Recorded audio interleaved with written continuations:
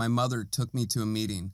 A gray room, a cold room, with pale 1 foot by 1 foot laminate tile checkering the floor, and with 2 foot by 2 foot panels on the ceiling decorated with hanging incandescent lighting. A table lay in the middle with chairs purchased obviously for economic purposes, with blue and thin plastic backs and seats. Within them sat middle-aged men and women, most likely parents. I only remember one man speaking, and it scared the hell out of me, and all I wanted to do was leave. Perhaps my fear of becoming him, and ironically, 15 years later, in a way, I did. He was tall and thin with a shaved head. You could tell this was not by choice, but a signature sign of medical trauma, one recognized as quickly now as then. And he spoke a bit oddly. He explained why. An implant lay within his chest. A wire ran up his neck from the implant and coiled itself around the vagus nerve. The device sent an electric current stimulating the vagus nerve, reducing the frequency and severity of his seizures. When active, the current would cause the muscles in his neck to constrict, affecting his vocal cords and causing a cough or change in tone of voice. For that reason, my vagal nerve stimulator is turned off via a magnet taped to my chest. The same magnet can be used to swipe across the chest pre-seizure to increase the current and therefore the stimulation, possibly stopping a seizure from occurring, or done so by a friend or loved one during a seizure to reduce the severity. Does it work? Yes. My seizures last 30 seconds rather than 3 minutes.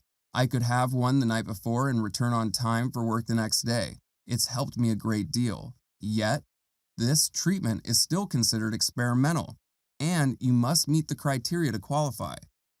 After receiving the implant, it is necessary to tune it for efficacy, like finding the correct medication dosage. It takes time.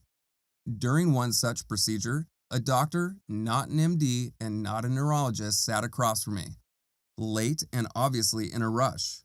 My father to the right, along an open window, a sunny sky as the backdrop. He made an adjustment and initiated the program via Bluetooth. My right leg lifted and then slammed upon the ground. Air left my lungs and I doubled over.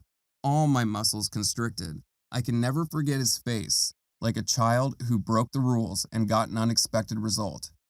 I gathered myself, he changed something, initiated it, and again the same result. That was enough. Needless to say, I left with the initial settings I arrived with. By the time we left the parking lot, I began to feel a burning sensation on my skin and horrible pain down my legs, in particular my right. When we got home 40 minutes later, I couldn't wear clothing or stand a sheet on my skin. It was a burning sensation I can only describe as a burn that radiated from my bones. My hair down my leg in patches had fallen out, my skin blacked and blued. I was bedridden for at least 3 weeks and couldn't walk for months. 135 doctor appointments within 1 year later, physical therapy to train my leg to work again, painkillers, and a lot of work. I could walk competently again and be able to return to work, but I still suffer pain from it today. But let me note, do not let this experience deter you from seeking this treatment. In fact, I would recommend it. What occurred is not the device's fault.